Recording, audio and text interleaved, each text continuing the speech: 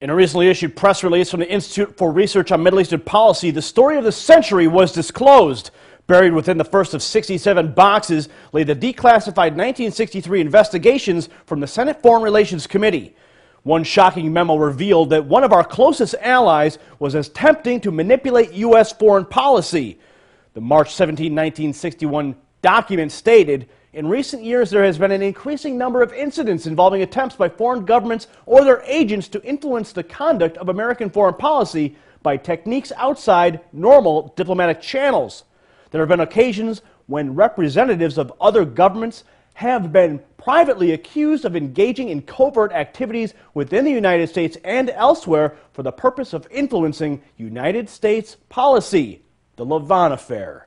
The reference to the Lavon Affair in this document is the shocking admission by the Senate Investigative Committee to a false flag terrorist bombing plot codenamed Operation Susanna. The plot targeted U.S. interests in Egypt and was intended to reverse the U.S. policy that placed pressure on British withdrawals from Egypt, who would in turn give control of the Suez Canal back to Egypt. Israeli agents in Egypt disguised themselves as Arab businessmen and were only caught and prosecuted after their bombs malfunctioned. Could it be possible that one of America's strongest allies, Israel, would carry out staged terror against us in an effort to sway our Middle East policy? According to the recently declassified document, the answer is a resounding yes.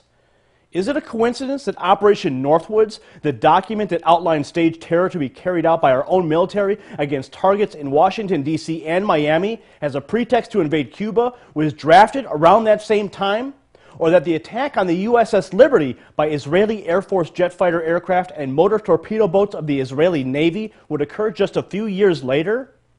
The remaining 66 boxes from the Senate investigation are still being opened, and we can only guess that more damning disclosure lay ahead for America's greatest ally. It's time